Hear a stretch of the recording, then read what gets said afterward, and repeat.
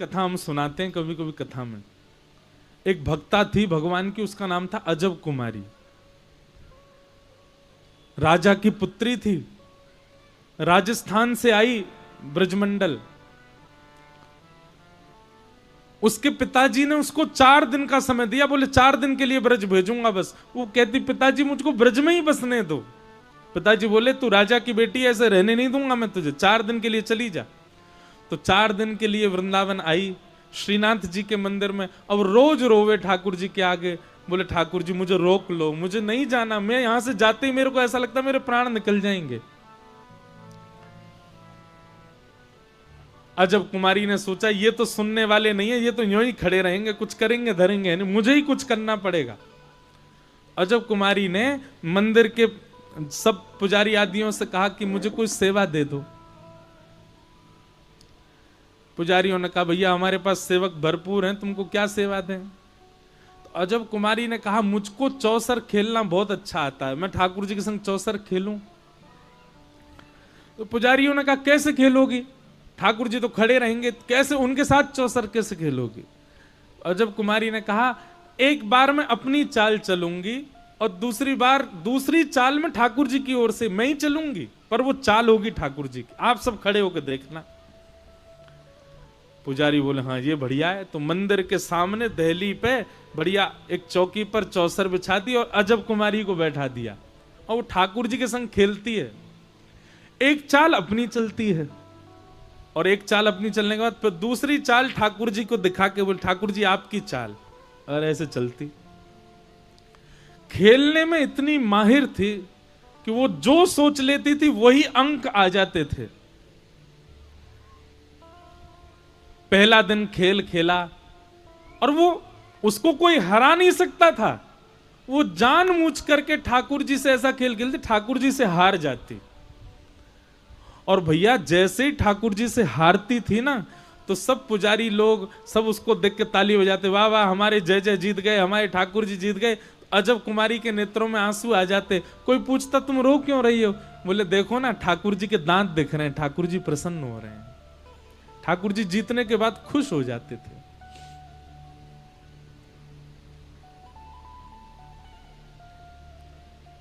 एक दिन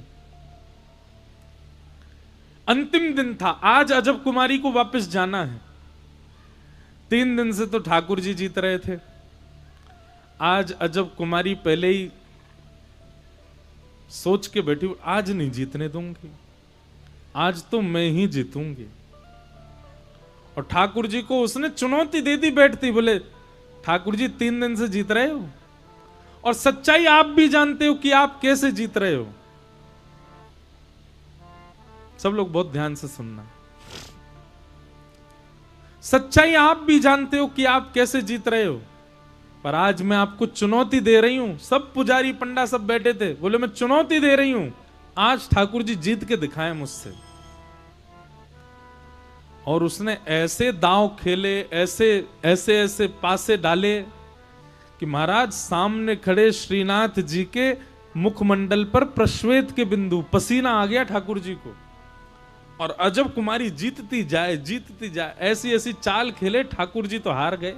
हारने को बस अंतिम चाल बची थी, और इस अंतिम चाल में पता चल जाना था कौन जीतेगा कौन हारेगा।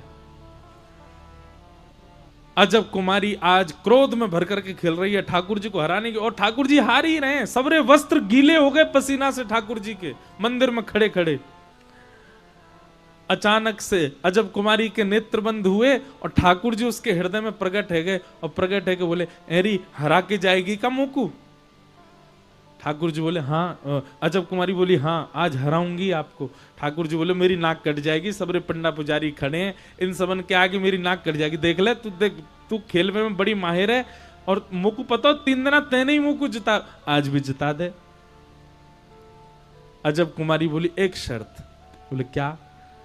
जिता दूंगी लेकिन उसके बाद मैं जो मांगूंगी वो देना पड़ेगा आपको। ठाकुर जी बोले दूंगो दूंगो दूंगो, तू पहले जिता दे मुझे। बोले नहीं नहीं पहले वचन दो, जो मांगूंगी सो दोगे।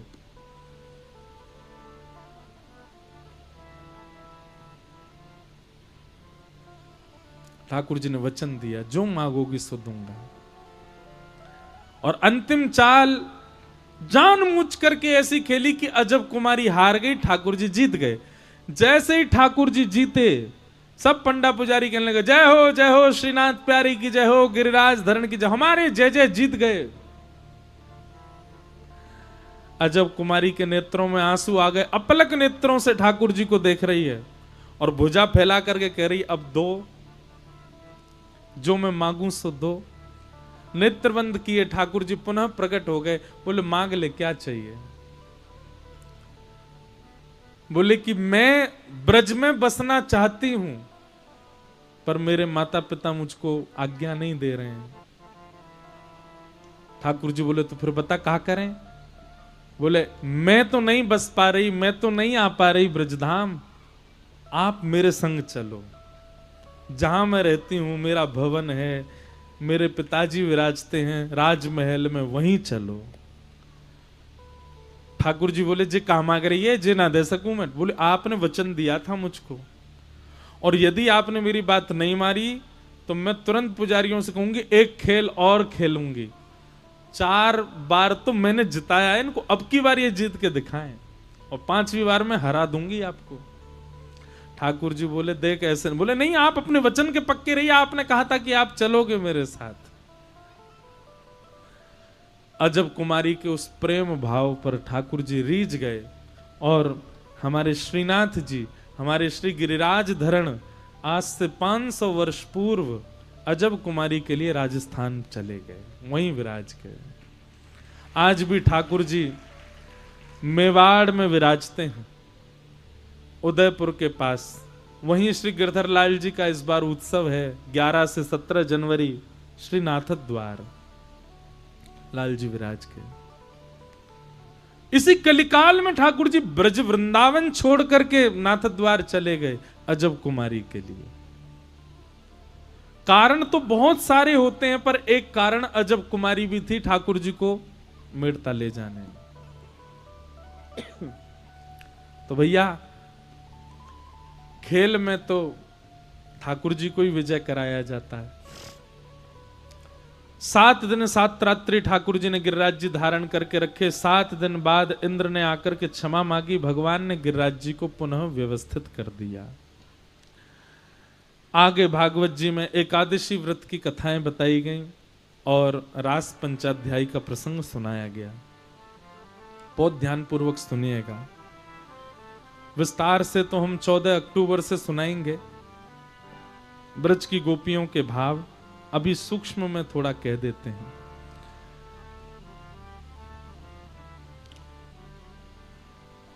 भगवान पिता रात्रि शरदोत्फुल्ल मल्लिका विक्षरन्तुं मनश्चक्रे योग मायामुपाश्रित। बहुत ध्यान से सुनना। भगवान ने गोपियों के साथ रास विहार किया और लोगों को बोलने के लिए बात मिल गई। ठाकुर जी तो रास करते हैं, गोपियों के गले में गलवैयां डाल के हमारे भगवान तो रास करते हैं। कई लोग प्रश्न उठाते हैं, भैया ये दुर्भाग्य है कि हमको इसका प्रमाण देना पड़ता है, पर कोई बात नहीं, आप सबका संशय दूर होना चाहिए। अगर आप परमात्मा को साधारण जीव समझते हो, साधारण मानव समझते हो और उनकी लीलाओं को मानवीय लीला समझते हो, तो भगवान श्री कृष्ण ने जब रास विहार किया, ठाकुर जी की आयु 7.5 वर्ष की है। कितने? 7.5। कोई 7.5 वर्ष का बालक हो, यहां पे जरा देखना उसको कैसा लगता है, छोटा सा। और भगवान के साथ रास में नृत्य कर रही जो गोपियां हैं, उनकी आयु कितनी है? बोले आबाल वृद्ध वनिता, अधिक से अधिक गोपियां, कई गोपियां तो यशोदा जी की उम्र की हैं, ठाकुर जी के संग जो रास कर रही हैं। 80 बरस के थे नंद बाबा यशोदा मैया जब ठाकुर जी का जन्म हुआ, तो रास विहार के समय करीब 90 वर्ष की आयु है। तो कई गोपियां तो 90-90 साल की हैं, कई गोपियां उससे भी बड़ी हैं, 100 वर्ष की भी गोपियां हैं, वृद्धा गोपियां भी हैं। ऐसी ऐसी गोपियां भी हैं रास बिहार में जो 2 गोपियों का सहारा लेकर के आई हैं। ऐसी ऐसी गोपियां भी हैं जिनके दांत भी नहीं है, और ऐसी गोपी भी है जिसकी आयु केवल 6 वर्ष की है। अगर आयु का पैमाना आप देखो तो 6 वर्ष से लेकर के और 300, 400, 500 वर्ष तक की गोपियां हैं ठाकुर जी के संग रास बिहार में।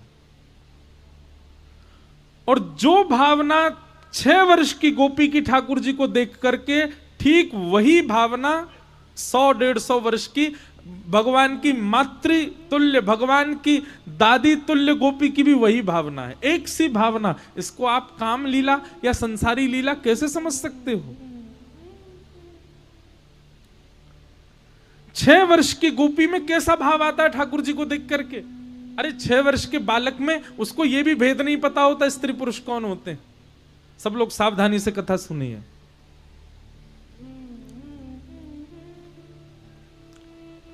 लेकिन 6 वर्ष की गोपी भी ठाकुर जी को प्रियतम रूप में देख रही है। क्या जाने 6 वर्ष का बालक आज भी, आज तो मोबाइल फोन है, आज तो टीवी लग गए हैं, इंटरनेट सुलभ हो गया है सबको, आज भी बच्चे नहीं जानते 6 वर्ष की आयु के कि स्त्री पुरुष क्या होता है, दोनों के संबंध क्या होते हैं।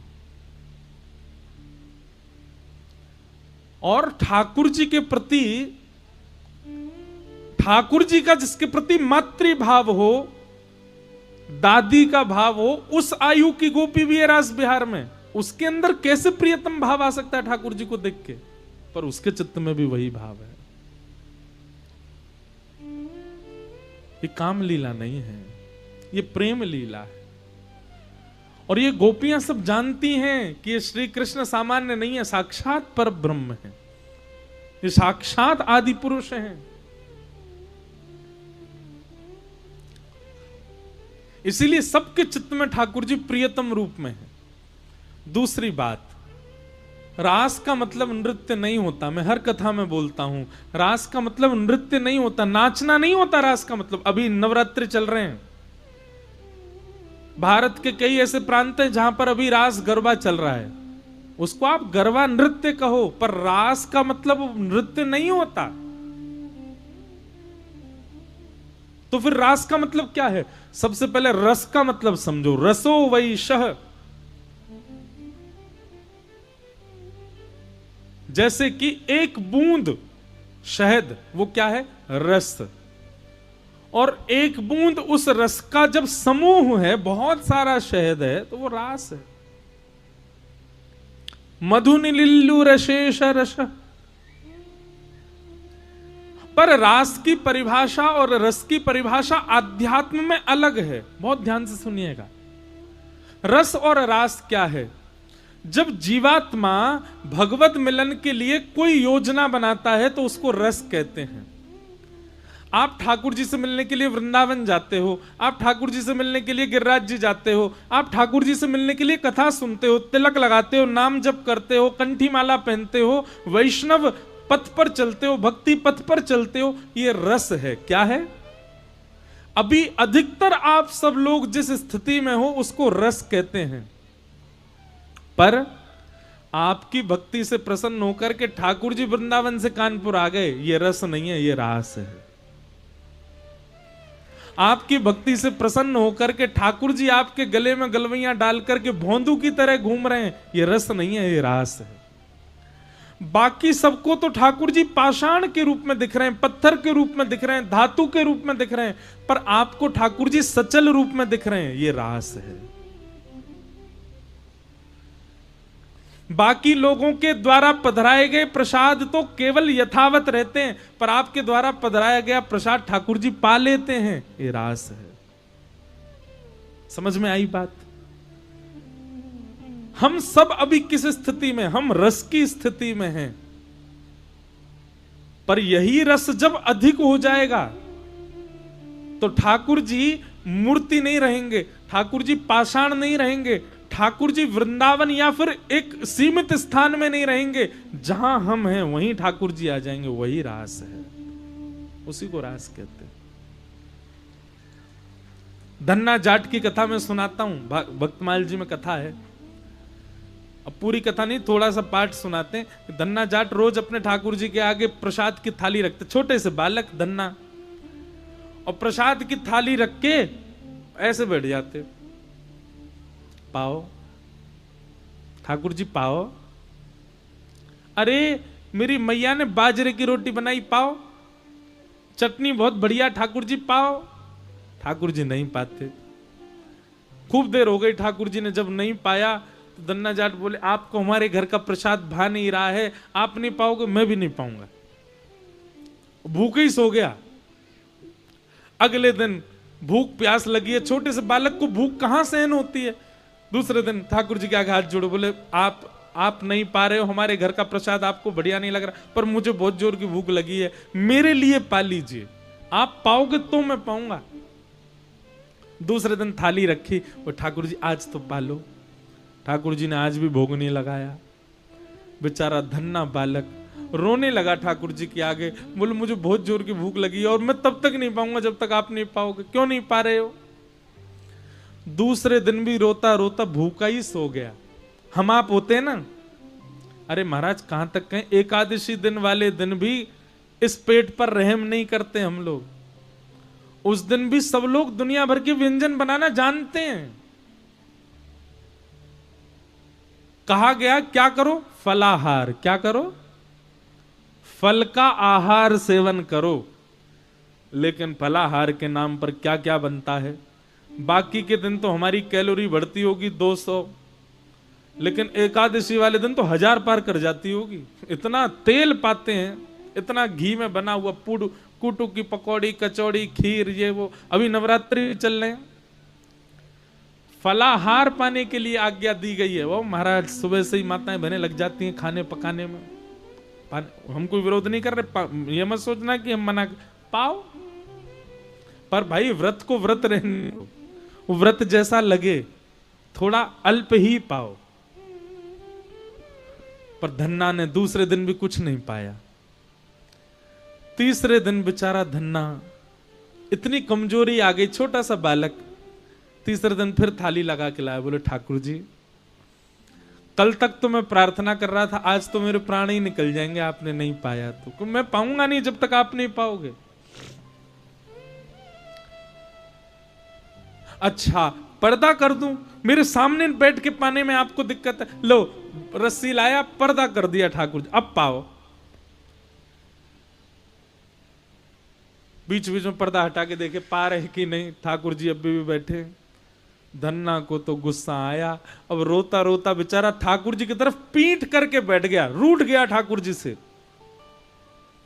जैसे ही रूठ करके धन्ना बैठा, नेत्रों से आंसू, बोले दुनिया गलत बोलती है, संत महापुरुष गलत, आप भक्त वत्सल हो, आप बड़े दयालु, अरे आपसे ज्यादा निष्ठुर मैंने कोई नहीं देखा। अरे इतनी निर्दयता, 3 दिन से बालक को भूखा रखा आपने। कोई बात नहीं, मत पाओ, मैं भी हटीला हूं, जब तक नहीं पाओगे मैं भी नहीं पाऊंगा, चाहे प्राण निकल जाए मेरे। सिसक सिसक करके रो रहा था धन्ना। तभी महाराज जोर जोर से चटकारों की आवाज आने लगी। चटकारे समझे? जैसे हाथ में कभी दाल चावल लग जाए तो मुंह में उंगली लेके जोर से चाटते हैं ना, और फिर ऐसे चूस करके बाहर निकालें तो जो चप चप आवाज आती है, ऐसे चटकारों की आवाज आ रही थी। धन्ना बोला ये चटकारे कौन ले रहा है?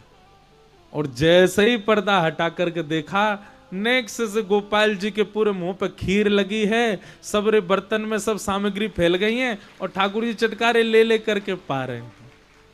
आहा, उस छवि को देख करके धन्ना प्रसन्न हो गया। ठाकुर जी ने अपने झूठे हाथ में लगी भाई सामग्री नेक उठाई और धन्ना की ओर के बोले जल्दी मुंह खोल पा, और धन्ना को पवाने लगे। ये क्या है? यही रास है। 3 दिन तक धन्ना जो स्थिति में था वो रस था, लेकिन उसकी स्थिति से ठाकुर जी प्रसन्न होकर के सचल हो गए। यही रास है। अब कभी हमारे साथ ऐसा हो जाए,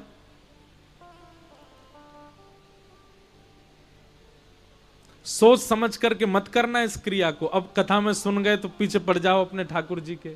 धन्ना के यहां पाए थे, हमारे यहां भी पाओ। धन्ना तो बेचारा सरल था, सहज था, सीधा था। बहुत कथाएं हैं। दो सखियों की कथा है कि उन्होंने ठाकुर जी ऐसे लड्डू गोपाल ऐसे बैठे रहते हैं ना, ठाकुर जी को देख करके मन में सोचा बेचारे इनके हाथ पांव दर्द रह गए होंगे। उनने घी लिया और लेके ठाकुर जी के हाथ पांव बोले सीधे कर लो ठाकुर जी, आपके हाथ पांव थक गए होंगे। इतने भाव से, अब उनको पता नहीं है कि ठाकुर जी ऐसे ही रहते हैं। उनके मन में ऐसा भाव आया, महाराज जी ठाकुर जी के हाथ पांव में ऐसी मालिश करी, ठाकुर जी सीधे खड़े हो गए, हाथ पांव सब सीधे हो गए। जिनके ठाकुर जी थे वो देख करके बेहोश हो गए, बोले मेरे ठाकुर जी सीधे कैसे हो गए। भाव, इसी को रास कहते हैं। तो जब तक आप प्रस्तुत कर रहे हो और ठाकुर जी देख रहे हैं वो रस है, लेकिन जब तक जिस दिन आपने प्रस्तुत किया और ठाकुर जी ने स्वीकार कर लिया वही रास है, इसको रास कहते हैं। और सुनिए, जब तक रस होता है तब तक भाव उमड़ता है, लेकिन जिस दिन रास होता है ना उस दिन तो नृत्य ही होता है, उस दिन तो नाचोगे ही आप। जिस दिन रास हो जाएगा उस दिन बैठे थोड़ी रहोगे। महाराज थाली धर के आए मंदिर में, ठाकुर जी के आगे भोग लगाओ, ठाकुर जी कपाट बंद करके बाहर आ गए, थोड़ी देर में जाकर के देखी तो सबरी थाली चट कर गए ठाकुर जी। और ठाकुर जी के मुखमंडल पे प्रसाद और लगो है, क्या होगा? पहले तो रुदन होगा, उसके बाद मन में ये भाव आएगा ठंडे पड़ जाएंगे महाराज, और जैसे तैसे जब संभलेंगे तो फिर क्या होगा? फिर नृत्य ही होगा, फिर नाचने का ही मन करेगा। गोपियों को इतने सहज हो गए ठाकुर जी, गोपियां नाचेंगी नहीं? अरे उनके गले में गलवैयां डाल रहे हैं, उनकी गोद में बैठ रहे हैं, उनके चरण दबा रहे हैं, उनके मुख पकड़ रहे हैं, तो गोपियां प्रसन्नता में क्या करें? इसलिए रास में नृत्य हुआ, बाकी नृत्य का मतलब रास नहीं।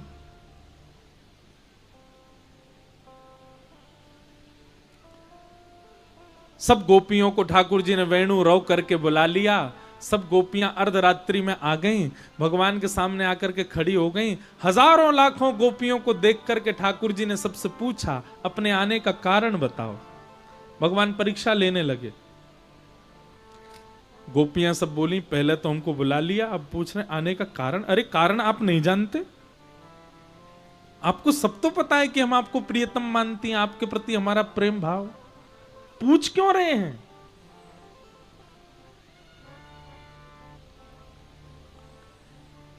ठाकुर जी का गोपियों का बड़ा मधुर संवाद है यहां पर वह हुआ। अंत तो गत्वा गोपियां सब कहने लगी नाथ आप चाहते क्या हो ये बताओ। भगवान बोले हम तो ये चाहते हैं तुम वापस अपने घर जाओ, अपने पतियों की सेवा करो, बच्चों के संग आनंद करो, अपने परिवार का ध्यान रखो। ये इतनी रात्रि में एक छोटे से बालक के पीछे इतनी दूर आ जाना ये अच्छी बात नहीं, चलो जाओ वापस। गोपियां सामने खड़ी खड़ी बोली देखिए हमारा प्रेम ऐसा, हम चली जाएंगी पर हमारी एक वस्तु आपके पास है वो हमें वापस करो। ठाकुर जी बोले क्या है मेरे पास? गोपियां कहती हैं हमारा चित्त आपके पास है, हमारा मन आपके पास है, वो दे दीजिए। चित्तम सुखेन भवता पहितम ग्रहेषु यन्निर्विशस्त्य तु करावपि ग्रह्य कृत्ये पादौ पदम न चलतस्तव पादमूलात् यामः कथम भ्रजमतो करवाम किं वा। नाथ, संसार में कोई भी व्यक्ति कोई भी क्रिया करता है उसमें चित्त का लगना बहुत जरूरी होता है। हम संसार में कुछ नहीं कर पाएंगे, क्यों? क्योंकि चित्त आप में लगा हुआ है, चित्त आपके पास है, मन तो आपने रख लिया है। हम कैसे जाएं बिना मन के? हमारा मन वापस दे दो हम चली जाएंगे। इस बात से ठाकुर जी रीझ गए। गोपियों ने वो कह दिया जो ठाकुर जी सुनना चाहते थे। क्या? हमारा मन आपके पास है, हमारा मन आप में लग गया है।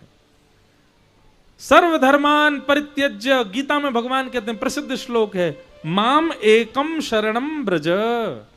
ठाकुर जी कहते हैं सब छोड़ मेरी शरण में आ जा। हमसे वही नहीं होता, सब छूटता नहीं है हमसे, हम सब पकड़ के ठाकुर जी के पास जाते हैं। लेकिन गोपियां तो आज कह रही हैं कि हम सब छोड़ के आ गई हैं नाथ आपकी शरण में। क्यों? क्योंकि मन आपके पास है। हमारा मन वापस दे दो, हमारे चित्त में, हमारे नेत्रों में, हमारे ध्यान में आप कभी मत आना, हम चली जाएंगी वापस। गोपियों का ये निष्काम स्वच्छंद प्रेम जान करके ठाकुर जी खड़े हो गए और बोले, अरे गोपियों, मैं तो तुम्हारी परीक्षा ले रहा हूं और मुझको तो पता चल गई तुम्हारा तो प्रेम सांचो है मेरे प्रति। आओ चलो हम रास बिहार करें। सब गोपियों को घेर करके ठाकुर जी उनके साथ रास बिहार करने लगे। एक एक गोपी के पास जा जा करके ठाकुर जी उसकी सुध ले रहे हैं, उसके घर की बनी सामग्री पा रहे हैं, उसके गले में गलवैयां डाल के घूम रहे हैं, उसके चरण दबा रहे हैं, उसको जलपान करा रहे हैं, उससे पूछ रहे हैं, उसको बता रहे हैं। इतनी सन्निकटता सबको प्रदान कर रहे हैं ठाकुर जी। सन्निकटता देते देते देते देते देते गोपियों के चित्त में अभिमान आ गया। और कैसा अभिमान आया बंधुओं? देखो, गोपियों के चित्त में अभिमान आ नहीं सकता, पर ये मुझे और आपको, हम सबको बताने के लिए ठाकुर जी ने लीला की कि गोपियों के चित्त में मान प्रकट कर दिया। नहीं तो जहां राम जहां कृष्ण वहां मान आ नहीं सकता। हम आप सबको क्या समझाना चाह रहे हैं ठाकुर जी? ठाकुर जी कह रहे हैं, बोले भैया मैं तुम्हारे पास प्रकट कायकु ना है रहूं, मैं तुम्हारे सामने ऐसे ही क्यों खड़ा रहूं, मैं तुम्हारे सामने ऐसे ही क्यों खड़ा रहूं, तुम्हारे सामने प्रत्यक्ष लीला कायकु ना करूं कि कहीं तुमको मान नहीं है जाए। देखो हमारी सेवा से ठाकुर जी प्रत्यक्ष लीला कर रहे हैं। सत्य बताना, आप अपने घर पे गए, अपने ठाकुर जी की सेवा कर रहे थे और सेवा करते करते करते करते कुछ ऐसा हुआ कि ठाकुर जी ने अपना एक हाथ सीधो कर लियो। क्या करोगे बताओ? सबसे पहले फोटो खींच के सोशल मीडिया पे डालो सबको, ओ मेरे ठाकुर जी ने हाथ सीधो कर लियो। फिर कोई संत आ जाए, महापुरुष आ जाए, अखबार वालों को बुला लेंगे, हमारे ठाकुर जी ने हाथ सीधा किया, सबको बताओ, हमारी भक्ति से प्रसन्न। ये मान आ जाता है। और आपको अभी आप अस्वीकार करोगे यहां बैठे बैठे, पर निश्चित है जिस दिन कोई लीला हो गई मान आएगा। हमारे मान की रक्षा के लिए ठाकुर जी ऐसे ही खड़े रहते हैं। बोले कि मेरा मन तो है रो कि हाथ सीधे करूं, पर नहीं करूंगा। क्यों? कहीं मैंने हाथ सीधे किए तो या को मान नहीं है जाए कि मेरी भक्ति में कितनी प्रबलता, मेरी भक्ति में कितनी सामर्थ्य कि मैंने ठाकुर जी सीधे कर दिए। हमारे मान की रक्षा के लिए ठाकुर जी मूर्तिमंत खड़े रहते हैं, कुछ नहीं करते, बस अनुभव कराते हैं। जैसे आज कथा से पहले वर्षा करके अनुभव कराया, ये बांस लगवा के अनुभव कराया, पूरा पंडाल है, इतने सारे व्यंजन, इतनी सारी वस्तु पर इसी पर्दे का ही नीचे गिरना, ये सब अनुभव हैं ठाकुर जी के। ऐसा अनुभव कराते हैं ठाकुर जी। प्रत्यक्ष लीला कर दी तो कहीं हमको मान ना हो जाए। गोपियों के चित्त में अभिमान हो गया कि हम त्रिभुवन सुंदरी हैं, इसीलिए हमारे रूप पर त्रिभुवन सुंदर श्री कृष्ण मोहित हो गए। भगवान बोले, अच्छा पूतना नहीं देखी थी क्या तुम लोगों ने? वो तो बहुत सुंदर बन के आई थी, तब भी तुम्हारा चित्त नहीं समझा कि मुझे सुंदरता नहीं रिझा सकती? मान करती हो अपने ऊपर। गोपियों के मान को देख करके ठाकुर जी वहां से अंतर ध्यान हो गए। बंधुओं एक बात सुनिएगा, भजन में कभी विक्षेप आवे, कैसा विक्षेप? आप माला कर रहे हैं और माला करते करते करते करते वो दिखाई दे गया जो नहीं दिखना चाहिए, ये विक्षेप है। आप सेवा करते हैं पर सेवा में आज इतनी व्यस्तता आ गई कि सेवा ही नहीं कर पाए, ये विक्षेप है। आप वृंदावन तो गए पर वृंदावन में जाके बिहारी जी, राधा रमण, राधा वल्लभ जी के दर्शन करके वह भाव नहीं आया जो पहले आता था, ये विक्षेप है। और ये विक्षेप कब आता है पता है? कभी ना कभी आपने मान तो किया है, कभी ना कभी अभिमान तो आया है। अभिमान आते ही भजन घटता है, अभिमान आते ही आपका भजन छूटता है, इसलिए मान रहित रहो। बंधुओं, भजन बढ़ेगा तो मान घटेगा, और मान बढ़ेगा तो भजन घटेगा। इसी से ही आप पैरामीटर लगा लिया कीजिए। अगर आपका भजन बढ़ रहा है, नित्य प्रति और ज्यादा भजन, और ज्यादा भक्ति, और ज्यादा कथा के प्रति भावना बढ़ रही है, तो इसका मतलब है कि आपका मान घट रहा है। लेकिन किंचित भी मान बढ़ता होगा तो आपका भजन छूटेगा। संतों को देख करके पहले मन में भाव आता था इनको प्रणाम करें, पर अब संतों को देख के आता है ये तो ऐसे इतने विशेष नहीं है कि इनको प्रणाम करें। समझना आपके अंदर मान है। ये सब अनुभव करने के तरीके हैं कि मान है कि नहीं। मान मत करो, कभी किसी बात का मान नहीं। गोपियों को मान हुआ, ठाकुर जी अंतर ध्यान हो गए, गोपियां ढूंढ रही हैं, अबला नारी, रात्रि का समय, सब जगह खोजा, ठाकुर जी नहीं मिले। तब यमुना के तट पर किशोरी जी को देखा, दौड़ गई, उनके चरणों में जाकर के बैठ गई और किशोरी जी से प्रार्थना करने लगी, हे सुन राधिका दुलारी, तेरे द्वार का भिखारी हूं मैं, शाम का पुजारी,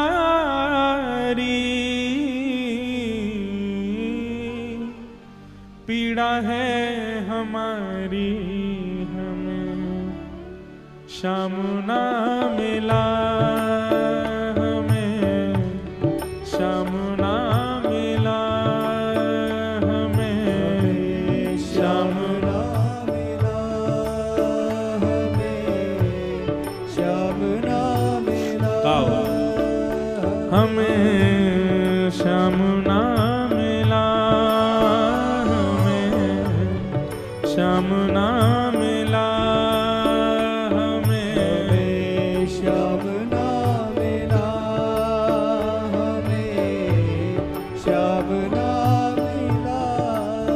हे सुन राधिका दुलारी, सुन राधिका दुलारी, तेरे द्वार का भिखारी, तेरे द्वार का भिखारी, तेरे श्याम का पुजारी,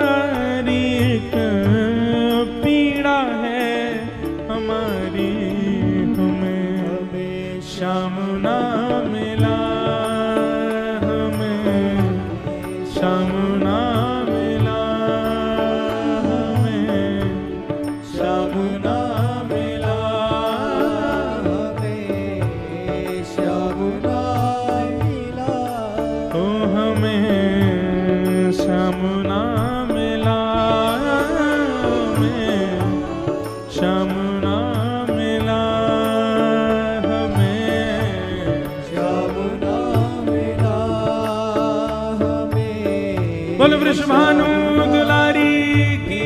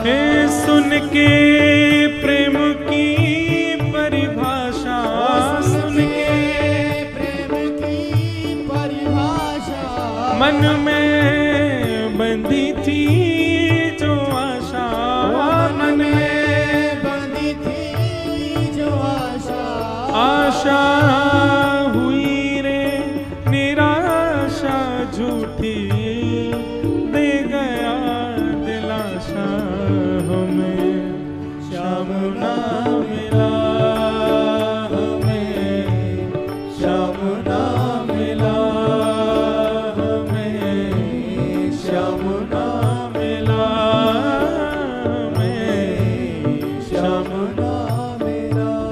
ए सुन राधिका दुलारी, सुन राधिका दुलारी, तेरे द्वार का भिखारी, तेरे द्वार का भिखारी, हूँ मैं शाम का पुजारी, पीड़ा है हमारी, हमें श्याम ना मिला, हमें श्याम ना मिला, हमें श्याम ना मिला, हमें श्याम ना मिला।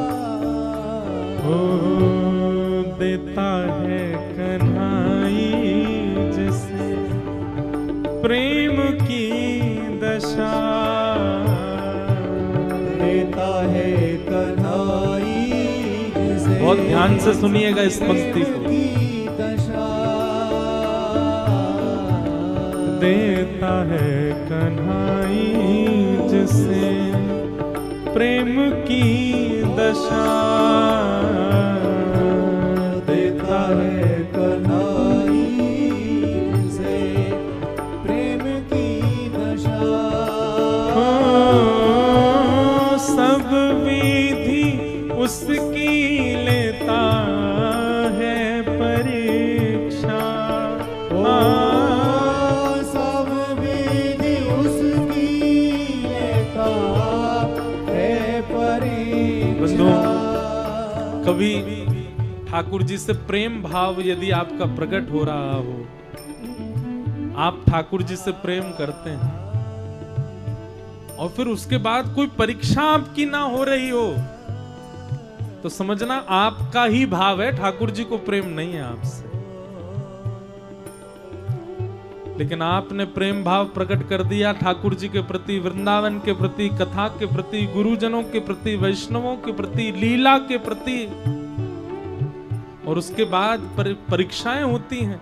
अच्छा, परीक्षा फिर संसार के आर्त आपको परीक्षा नहीं लगेंगे। कृष्ण प्रेम यदि चित्त में आ गया और कृष्ण प्रेम चित्त में आने के बाद में घर वाले यदि आपकी बात नहीं मानते तो वो आपको परीक्षा नहीं लगेगी। पति आपका विपरीत हो गया, वो आपको परीक्षा नहीं लगेगी। बच्चे आपकी बात नहीं सुनते, वो आपको परीक्षा नहीं लगेगी। पत्नी आपकी मनमौजी है, वो आपको परीक्षा नहीं लगेगी। फिर आपको परीक्षा यही लगेगी कि मन तो है वृंदावन जाएं पर जा ही नहीं पा रहे, कोई ना कोई अड़चन आ रही है, तो समझो ये परीक्षा है।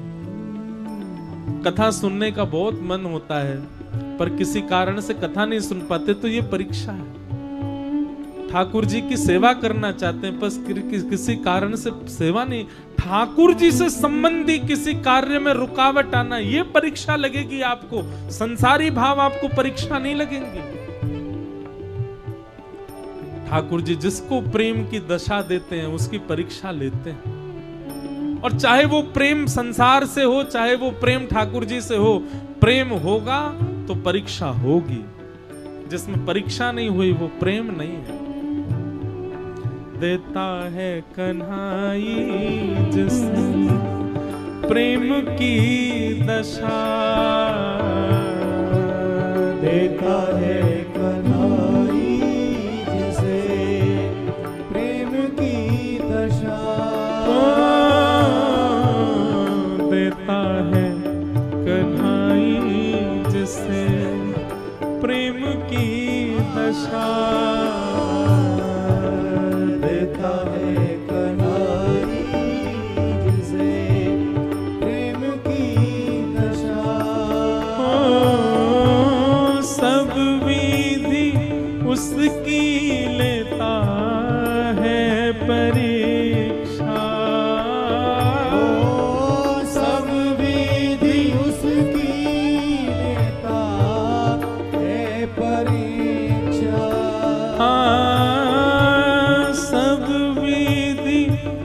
उसकी लेता है परीक्षा।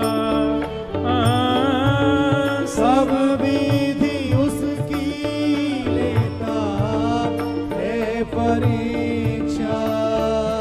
कभी निकट बुलाए, कभी निकट बुलाए, कभी दूरियां बढ़ाए, कभी दूरियां बढ़ाए, कभी निकट बुलाए, कभी निकट बुलाए, कभी दूरियां बढ़ाए, कभी दूरियां बढ़ाए। छलिया हाथ नहीं आए, छलिया हाथ नहीं आए, हमें श्याम ना मिला, हमें श्याम ना मिला, हमें श्याम ना मिला, हमें श्याम ना मिला। हे सुन राधिका दुलारी, राधिका दुलारी, तेरे द्वार का भिखारी, ओ तेरे द्वार का भिखारी, हूँ मैं श्याम का पुजारी, एक पीड़ा है हमारी, श्याम ना मिला, हमें श्याम ना मिला, हमें श्याम ना मिला, श्याम ना मिला, हमें श्याम ना मिला, हमें श्याम ना मिला, हमें श्याम ना मिला, हमें श्याम ना मिला। सब गोपियां रुदन कर रही हैं, ठाकुर जी का विलाप कर रही हैं। अपना यहाँ जिसे कहे सब कोई, अपना यहाँ जिसे कहे सब कोई, उसके लिए ही मैं दिन रात रोई, उसके लिए ही मैं दिन रात रोई। नाता दुनिया से तोड़ा, नाता दुनिया से तोड़ा, नाता दुनिया से तोड़ा, नाता दुनिया से तोड़ा, नेहा सावरे से जोड़ा, नेहा सावरे से जोड़ा, उसने ऐसा मुख मोड़ा, हमें कहीं का न छोड़ा, हमें श्याम ना मिला, हमें श्याम ना मिला, हमें श्याम ना मिला, हमें श्याम ना मिला। सुन राधिका दुलारी, सुन राधिका दुलारी, सब लोग पुकारो, सुन राधिका दुलारी, ओ सुन राधिका दुलारी, तेरे द्वार का भिखारी हूँ मैं, तेरे द्वार का भिखारी, हूँ मैं श्याम का पुजारी, एक पीड़ा है हमारी, हमें श्याम ना मिला, हमें श्याम ना मिला, हमें श्याम ना मिला, हमें श्याम ना मिला। बंधुओं, सब गोपियों ने किशोरी जी के चरणों में प्रार्थना की, हे श्यामाजू आप अनुग्रह करो। ठाकुर जी किशोरी जी की कृपा से ही मिलेंगे भैया, और कोई में सामर्थ ना है या त्रिभुवन नायक को आपको मिलावे को। गोपियों ने गोपी गीत गाया, जयति तेधिकम जन्मना ब्रजः श्रयतन्दिरा सस्वदत्रिः दयितदृश्यता दीक्षुतावक स्त्वैधृता सब स्वां विचिन्वते शरदुदासये साधुजात सरसी जोदर श्रीमुषा। गोपी गीत कम से कम जो निष्ठावान वैष्णव यहां बैठे हैं, जो तुलसी निष्ठा, एकादशी निष्ठा, नाम निष्ठा तीनों करते हैं, उनको गोपी गीत याद होना चाहिए, कंठस्थ होना चाहिए। और चलते फिरते ठाकुर जी की जब याद आए तब गोपी गीत गाओ। हमारी एक बात सुनेंगे बंधु, स्तुतियों का गायन, नाम जप, ये कब किस परिस्थिति में विशेष रूप से करना चाहिए? हम लोग कब करते हैं? जब हमारे जीवन में विपत्ति आ गई तो हम ठाकुर जी को बहुत याद करते हैं। विपत्ति आने पर ठाकुर जी को स्मरण, ठीक है, वो एक कोने में रखो।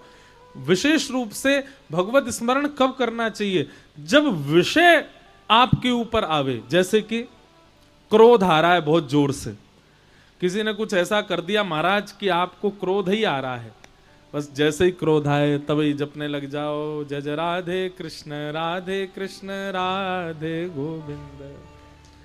घर में उथल पुथल मच रही है, पर आप अपने कमरा में बैठ करके केशव जी कल्याण गिरी धरण छविले लाल मदन मोहन श्री वृंदावन चंद जय जय राधे। पत्नी रोती हुई आ रही है, चिल्ला रही है, उसको ही बोलो जय जय राधे कृष्ण राधे गोविंद।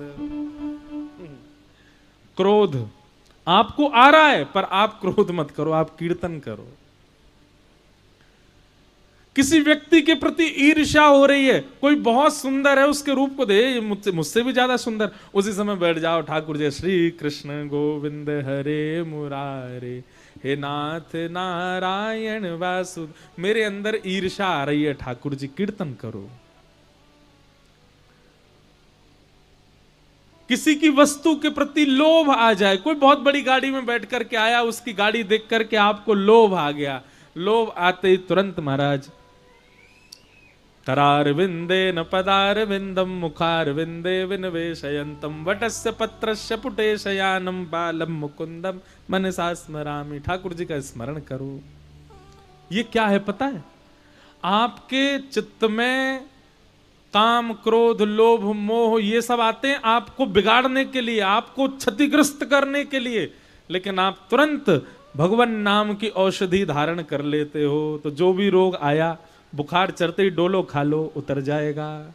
ऐसे ही जैसे ही जीवन में कोई आर्त आवे, कोई विषाद आवे, कोई विषय आपके ऊपर आक्रमण करे, जैसे ही लगे कि काम बढ़ रहा है चित्त में, किसी का रूप यौवन देख करके महाराज चित्त में काम के उद्दीपन हो रहा है, उसी समय नेत्र बंद करो और नेत्र बंद करके तुरंत किशोरी जी का स्मरण करो।